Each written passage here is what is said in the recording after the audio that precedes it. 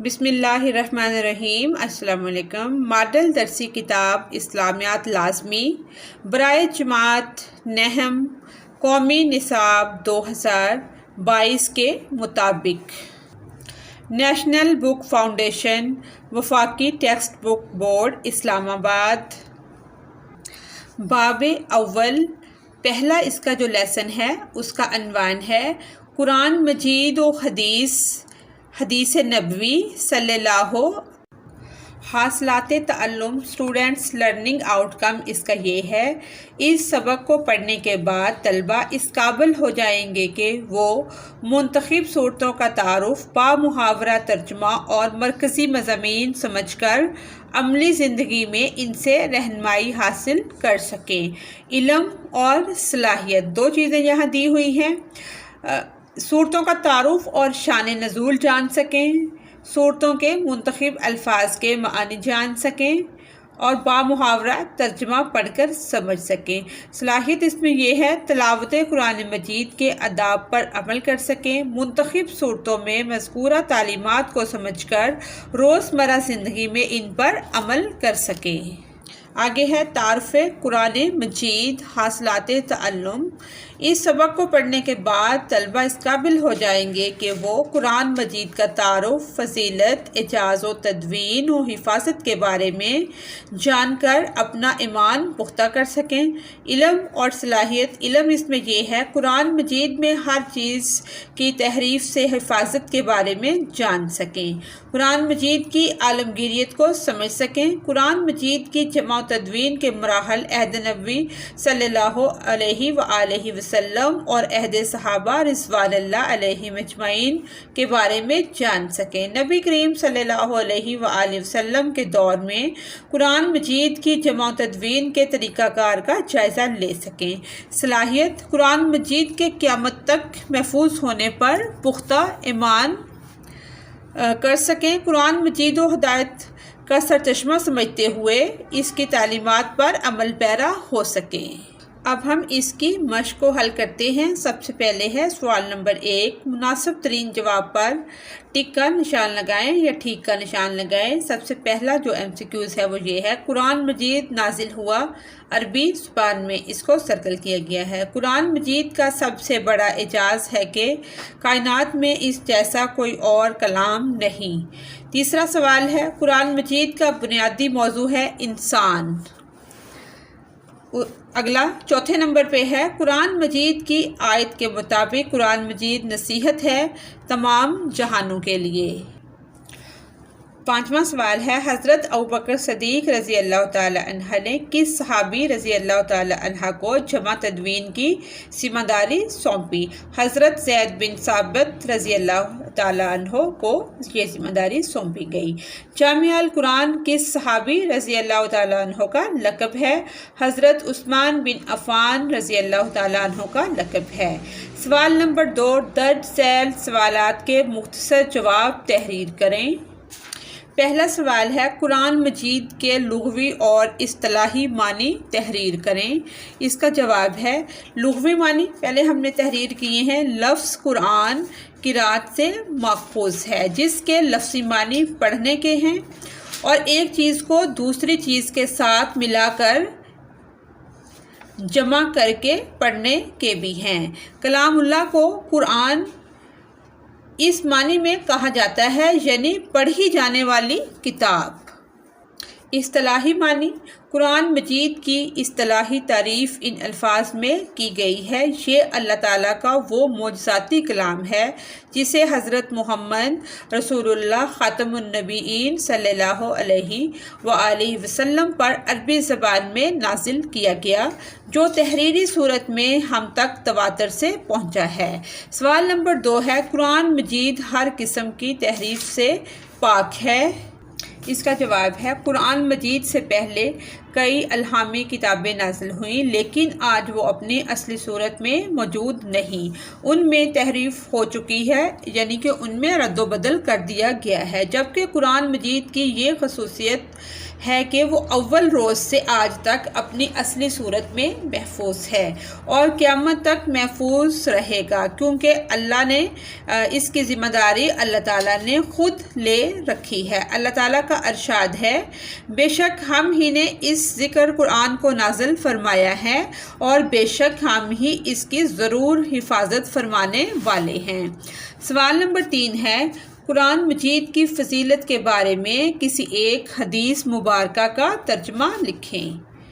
اس کا جواب ہے، نبی کریم صلی اللہ علیہ وآلہ وسلم نے فرمایا، قرآن مجید پڑھا کرو، یہ قیامت کے دن اپنے پڑھنے والوں کے لیے شفاعت کرنے والا بن کر آئے گا۔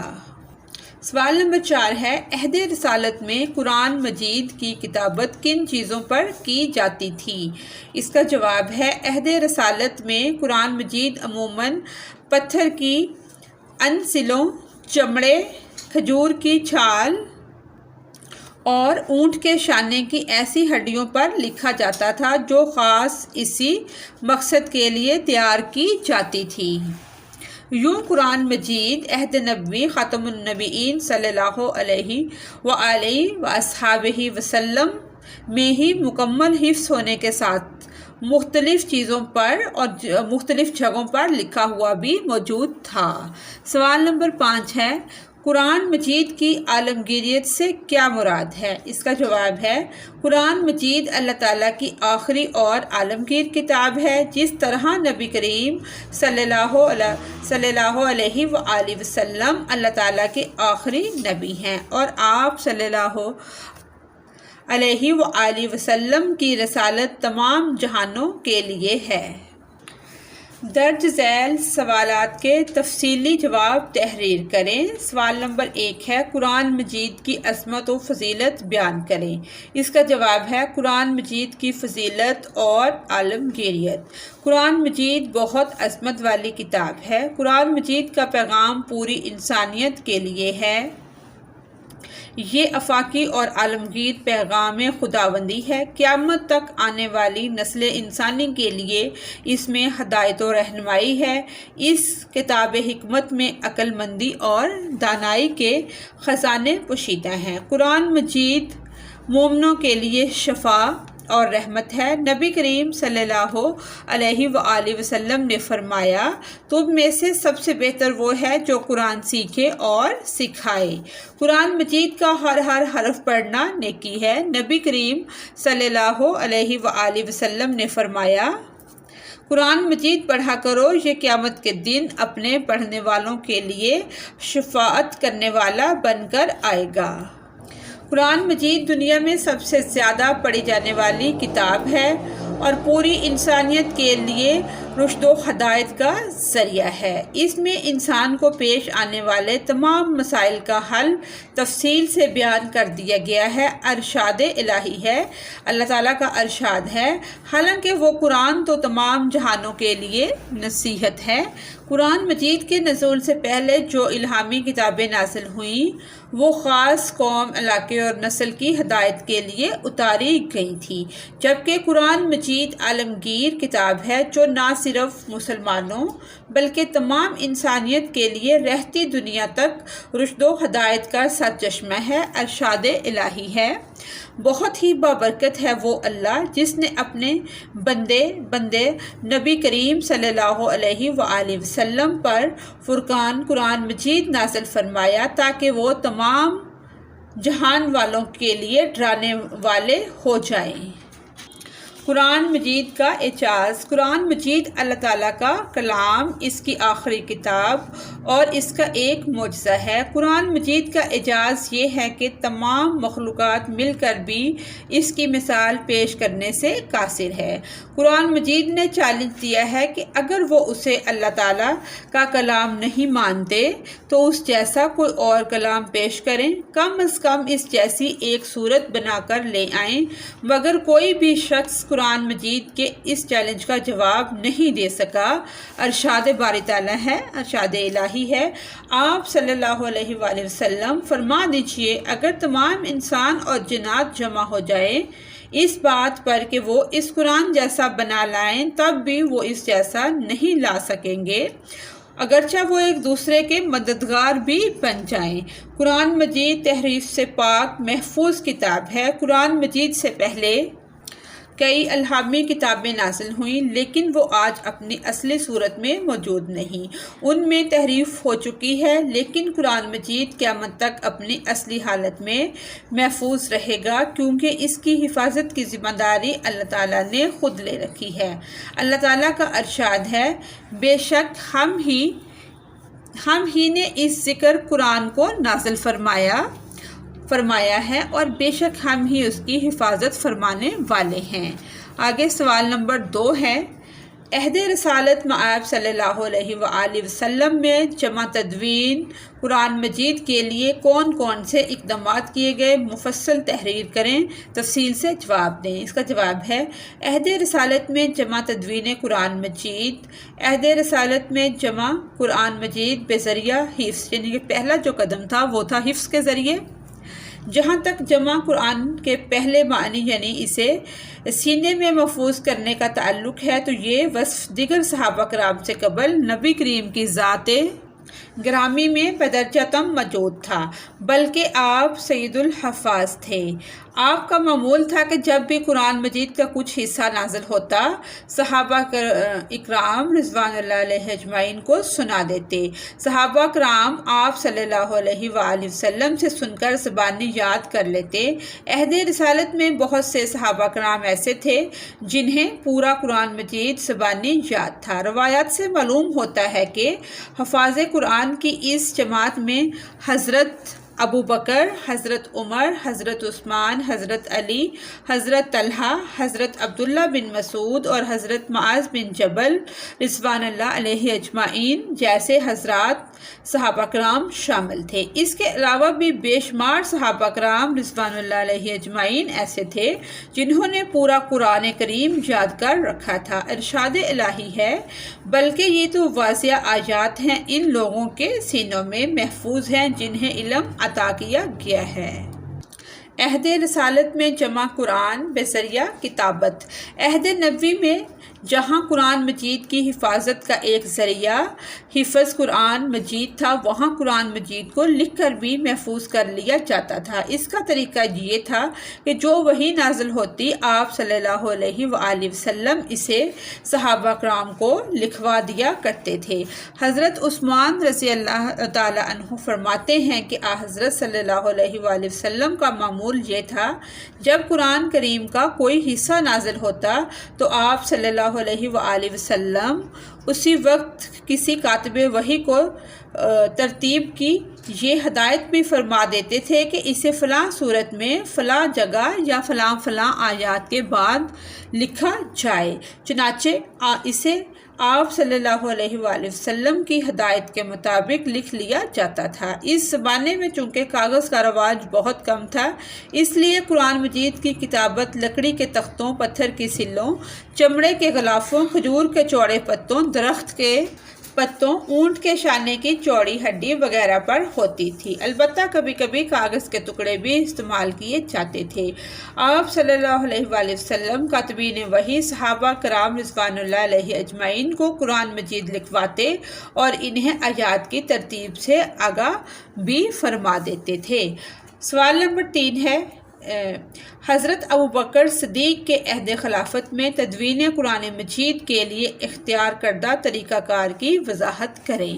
اس کا جواب ہے، حضرت ابوبکر صدیق کے رضی اللہ تعالی عنہ کے عہد خلافت میں جمع تدوین قرآن مجید، حضرت محمد رسول اللہ صلی اللہ علیہ وآلہ وسلم کے عہد میں قرآن مجید کو ایک مصحف میں جمع نہیں کیا گیا بلکہ مختلف نوعیت کی اشیاء پر مکتوب تھا۔ حضرت ابوبکر صدیق رضی اللہ تعالی عنہ نے اپنے عہد خلافت میں قرآن مجید کے ان حصوں کو یکجا کر کے محفوظ کروایا۔ نبی کریم صلی اللہ علیہ وآلہ وسلم وسلم پر قرآن مجید ایک بار اکٹھا نازل نہیں ہوا بلکہ 23 سال کے عرصے میں بتدریج نازل ہوا۔ آپ صلی اللہ علیہ وآلہ وسلم نے حفظ اور کتابت سے اس کو محفوظ فرما دیا۔ صحابہ کرام رضوان اللہ علیہ اجمعین نے اس کو اپنے سینوں میں محفوظ کیا۔ حضرت ابوبکر صدیق رضی اللہ تعالیٰ عنہ کے عہد خلافت میں جھوٹے نبی اور منکرین زکوٰۃ کے خلاف جنگی اقدامات کیے گئے، جس میں کئی حفاظ اور قرا صحابہ کرام رضوان اللہ علیہ اجمعین شہید ہو گئے۔ اس بات کا خدشہ تھا کہ کثیر تعداد میں حفاظ کی شہادت سے کہیں قرآن مجید محفوظ نہ رہ سکے، چنانچہ حضرت ابوبکر صدیق رضی اللہ تعالیٰ عنہ نے حضرت عمر فاروق رضی اللہ تعالیٰ عنہ کے مشورے کو قبول کرتے ہوئے حضرت زید بن ثابت رضی اللہ تعالیٰ عنہ انصاری کو ایک مصحف میں قرآن مجید جمع کرنے کا حکم دیا۔ حضرت زید بن ثابت رضی اللہ تعالیٰ عنہ نے صحابہ کرام کے پاس جو لکھے ہوئے نسخے موجود تھے ان سب کو اکٹھا کیا۔ حضرت زید بن ثابت رضی اللہ تعالیٰ عنہ نے تدوین قرآن مجید کے 4 طریقوں کو اختیار کیا۔ پہلا طریقہ، اپنی یادداشت سے ان نسخوں کی توثیق کرتے۔ کمیٹی کے ممبر حضرات حضرت عمر فاروق رضی اللہ تعالیٰ عنہ بھی اپنے حافظے سے اس کی توثیق کرتے تھے۔ کوئی لکھی ہوئی آیت اس وقت تک قابل قبول نہ کی جاتی جب تک 2 قابل اعتماد گواہ یہ گواہی نہ دے دے کہ وہ نبی کریم کے سامنے لکھی گئی تھی۔ طریقہ نمبر 4 جو تھا، حضرت زید بن ثابت رضی اللہ تعالیٰ عنہ ان لکھی ہوئی آیات کا ان مجموعوں کے ساتھ موازنہ کرتے جو مختلف صحابہ کرام نے تیار کر رکھے تھے۔ حضرت زید بن ثابت رضی اللہ تعالیٰ عنہ نے سخت محنت کے بعد قرآن مجید کو 1 سال کی مدت میں جمع و تدوین کیا، جیسے تمام صحابہ کرام رضوان اللہ علیہ اجمعین نے قبول کیا، اور یوں امت بھی اس پر جمع ہو گئی۔ حضرت علی مرتضیٰ رضی اللہ تعالیٰ عنہ فرماتے ہیں، اللہ تعالیٰ ابوبکر صدیق رضی اللہ تعالیٰ عنہ پر رحم فرمائے، وہ اولین شخص تھے جنہوں نے اپنے عہد میں قرآن مجید کو کتابی صورت میں جمع کیا۔ سوال نمبر 4 ہے، حضرت عثمان غنی رضی اللہ تعالیٰ عنہ کے عہد خلافت میں جمع و تدوین قرآن مجید کے لیے کیے گئے اقدامات کا جائزہ لیں۔ اس کا جواب ہے، حضرت عثمان غنی رضی اللہ تعالیٰ عنہ کے عہد خلافت میں جمع و تدوین قرآن مجید۔ حضرت عثمان غنی رضی اللہ تعالیٰ عنہ کے دور حکومت میں اسلام عرب سے نکل کر روم، ایران اور دور دراز علاقوں تک پہنچ گیا۔ نئے مسلمان جو عربی نہیں جانتے تھے انہوں نے مسلمان مجاہدین سے قرآن سیکھا۔ جس طرح ہر صحابی نے نبی کریم صلی اللہ علیہ وسلم سے قرآن مجید سیکھا تھا، اسی طریقے پر اپنے شاگردوں کو قرآن سکھایا۔ یوں قرأتوں کا اختلاف دور دراز ممالک تک پہنچ گیا۔ حضرت عثمان رضی اللہ تعالیٰ عنہ نے اس خطرے کا احساس کرتے ہوئے قرآن مجید کو قریش کی لغت پر جمع کرنے کے بارے میں صحابہ کرام سے مشورہ کیا۔ صحابہ کرام رضوان اللہ علیہ اجمعین نے حضرت عثمان رضی اللہ تعالیٰ عنہ کی اس رائے کی بھرپور تائید کی کہ قرآن مجید صرف قریش کے لہجے میں لکھا اور جمع کیا جائے، کیونکہ قریش ہی کی زبان و لہجے میں قرآن مجید نازل ہوا تھا۔ حضرت عثمان رضی اللہ تعالیٰ عنہ نے حضرت زید بن ثابت رضی اللہ تعالیٰ عنہ کی سرگردگی میں 3 قریشی صحابہ کرام رضوان اللہ علیہ اجمعین، حضرت عبداللہ بن زبیر، حضرت سعید بن العاص، حضرت عبد الرحمن بن حارث رضوان اللہ علیہ اجمعین کو یہ اہم ذمہ داری سونپی۔ یہ حضرات صحیح قریشی لہجے میں قرأت کے ماہر تھے۔ ان حضرات نے تدوین قرآن مجید کے درج ذیل کام سر انجام دیے۔ تمام صورتوں کو ترتیب وار ایک ہی مصحف میں لکھا، مصحف کو سامنے رکھتے ہوئے نقول تیار کی اور اس کی کتابت و خط کا خصوصی خیال رکھا۔ اختلاف قرأت میں صرف اس صورت پر اکتفا کیا گیا جو متواتر تھی۔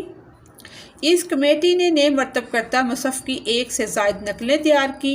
کل 7 نسخے تیار کیے گئے، جنہیں مکہ مکرمہ، شام، یمن، بحرین، بصرہ، کوفہ اور مدینہ منورہ میں محفوظ کیا گیا۔ حضرت عثمان غنی رضی اللہ تعالیٰ عنہ نے عہد نبوی اور عہد صدیقی میں جمع تدوین قرآن مجید کی کاوشوں کو یکجا کرتے ہوئے قرآن مجید کو ایک ہی لغت و لہجے میں جمع کر دیا۔ قرات کے اختلاف ختم ہو گئے۔ اسی بنا پر حضرت عثمان غنی کو رضی اللہ تعالیٰ عنہ کو جامع القرآن بھی کہتے ہیں۔ انسان کی فلاح و نجات قرآن مجید پر عمل پیرا ہونے ہی میں ہے۔